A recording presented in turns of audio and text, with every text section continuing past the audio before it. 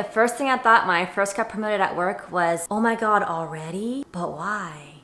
Imposter syndrome is a term I'm sure you've heard about, and it's a very common feeling a lot of successful people experience at least once in their career. Do you recognize these thoughts? I'm not good enough. I don't deserve this. People are going to eventually find out that I'm not actually good at what I do.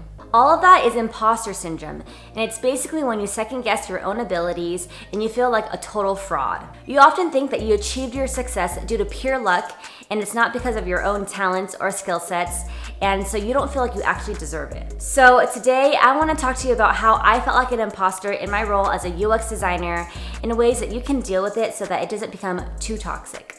A couple weeks ago, I told you that I got promoted to senior UX designer. And that was a super duper exciting time for me. But I kid you not, when my boss first told me that I got promoted, the first thing that flashed in my head was, oh my God, already? I'm not even that good. There are so many senior UX designers out there that I've been so inspired by, and this title was something that I've been working towards for such a long time that when I got it, I felt like I didn't measure up to it, and it wasn't something that I completely deserved. I thought to myself, okay, now that I have this title, this means that I'm an expert and everyone's gonna view me as an expert, so I really need to know everything. And inside, I was internally freaking out because there's just so much in the world of UX that I don't feel like I've mastered yet. And so that's why I didn't feel like I really measured up to my title. And it honestly really freaked me out. So for the first few weeks that I got this title, I started working extra hard, extra long hours, just to prove to people that I deserved this title. And I also kept thanking my boss for giving me this position. And he was telling me, why do you keep thanking me? You completely deserved it. I didn't do anything. It was all you and all of your work, so you should really just give it to yourself and give yourself some props. So that got me thinking, like, if I'm good at what I do and I'm still feeling this way about myself, then it makes me wonder how many other people are feeling the same way as me. So that's when I turned to Google and I decided to do some internet searching on imposter syndrome. And turns out a lot of people actually feel the same way. In fact, about 70% of people actually have felt imposter syndrome at least one point in their lives, in their career. But here are some tips that kind of helped me deal with my imposter syndrome-nitis.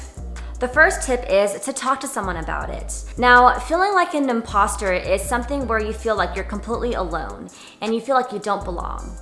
And I feel like today, especially with modern technology and social media, it's really easy for you to kind of open up your phone and look at someone's Instagram or LinkedIn or something and just compare yourself to them. Because what you see is a bunch of their highlight reels and their accomplishments, all the big news on their successes. But a lot of people don't really recognize or they don't remember that a lot of the behind the scenes, people work really, really hard to get to where they are, and you don't see a lot of their struggles to get to where they are. So I think it's super important to kind of open up that conversation and talk to someone about it, because I promise you, most of the time, they'll tell you that they also feel the same way, and then you'll feel a little bit less alone, and it kind of will give you that boost of confidence. The second tip is don't freeze. Typically, when you have imposter syndrome, a lot of the times you feel super overwhelmed and you will just naturally feel like freezing. But it's really important for you to kind of move past this little hump and get to the point where you want to work a little bit harder and push through it so that it can motivate you to learn more. The third tip is to change your perspective.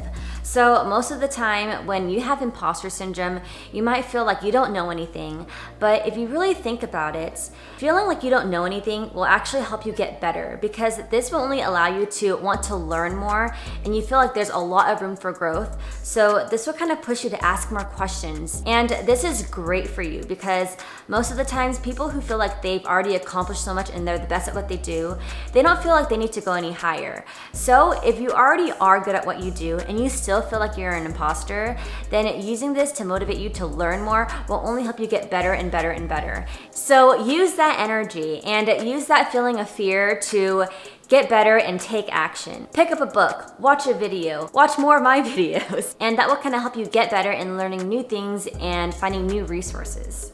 Anyways, thank you so much for watching this video. I hope you liked this. I hope that this made you feel a little bit better about yourself if you feel this at all.